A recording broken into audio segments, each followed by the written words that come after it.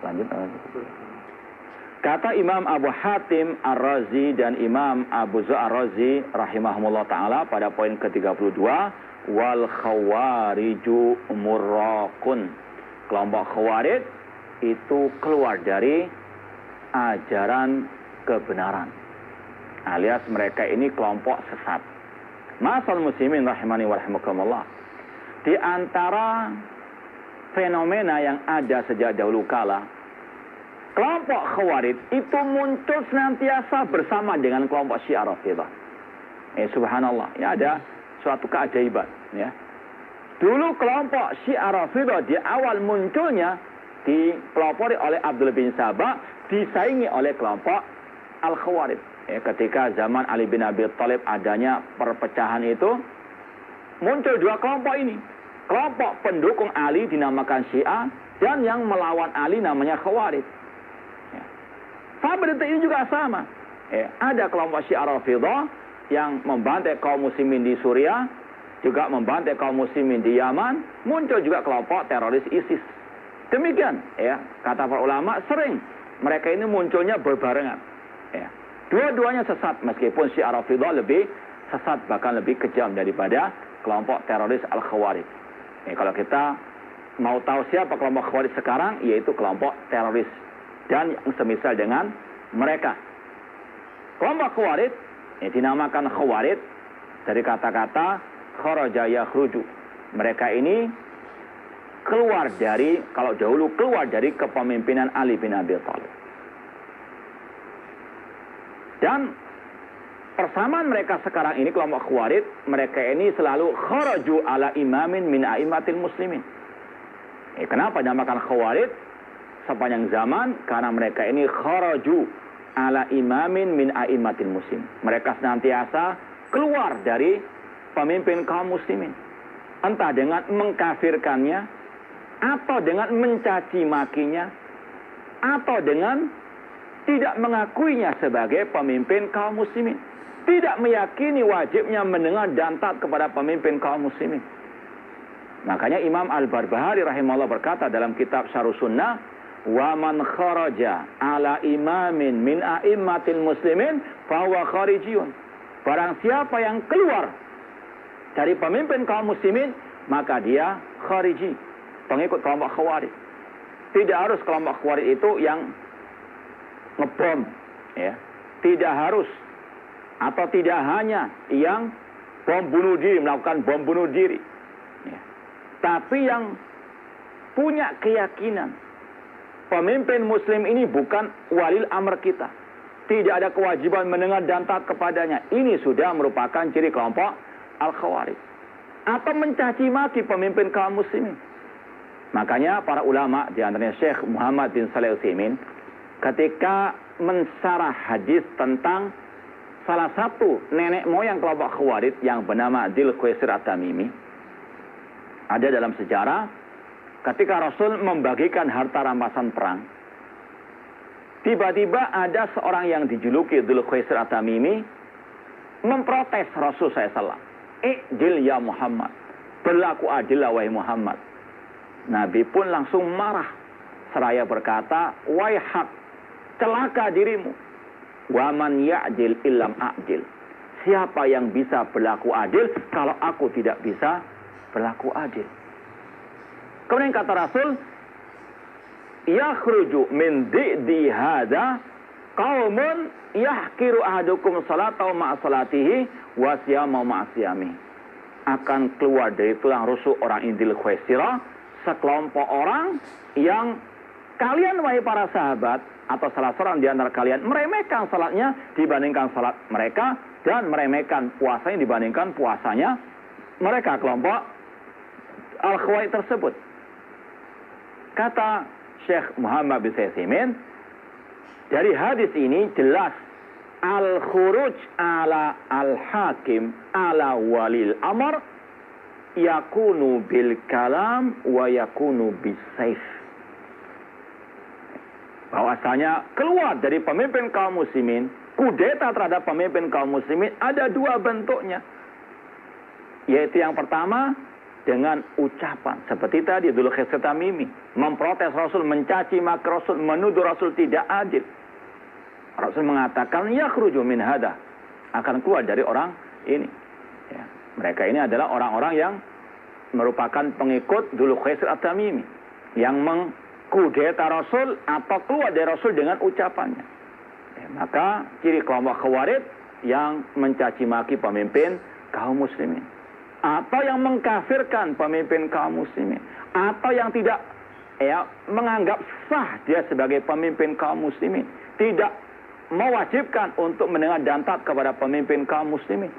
Ini adalah pengikut kelompok Al-Khawarij, atau yang memang kata Syekh Utsaimin yang kedua, keluar kudeta dengan senjata. Dan ini juga diucapkan oleh Syekh Shalih Al-Fauzan dalam kitab beliau Al-Ajwibah Mufidah, bahwasanya keluar dari pemimpin kaum muslimin ada dua, dengan ucapan dan dengan senjata. Makanya dahulu ada kelompok sekte Khawarij yang namanya Al-Qa'adah. Qa'adah dari kata-kata duduk. Artinya ada kelompok Khawarij yang hanya duduk saja. Dia hanya berfatwa untuk memberontak, dia berfatwa untuk mengkafirkan pemimpin kaum muslimin. Dia tidak ikut turun memberontak. Tapi tetap dikatakan sebagai Al-Khawarij, bahkan syarrul Khawarij. Bahkan kata para ulama, mereka ini yang paling jahat. Karena tidak mungkin ada kudeta dengan senjata, tidak mungkin ada kudeta dengan bom bunuh diri, kecuali lewat fatwa orang-orang seperti ini. Ya, naudzubillah min dzalik. Ma'asyiral muslimin, pemirsa TV Raja dan pendengar Radio Raja rahimani wa rahimakumullah, itu salah satu sebab penamaan Khawarij kala mereka kharaju ala imamin min a'immati al-muslimin. Dan itu merupakan salah satu ciri khas mereka sepanjang zaman. Ya, memberontak, keluar dari pemimpin kaum muslimin, entah dengan ucapan atau dengan perbuatan.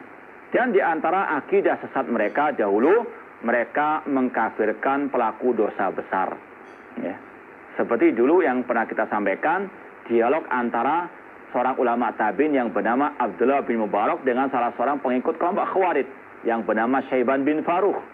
Syaiban bin Farukh pernah bertanya kepada Abdullah bin Mubarak untuk ngetes, ya, beliau. Kata Syaiban bin Farukh, pengikut Khawarij ini, ma tara fi man yazni wa yasrabul khamra.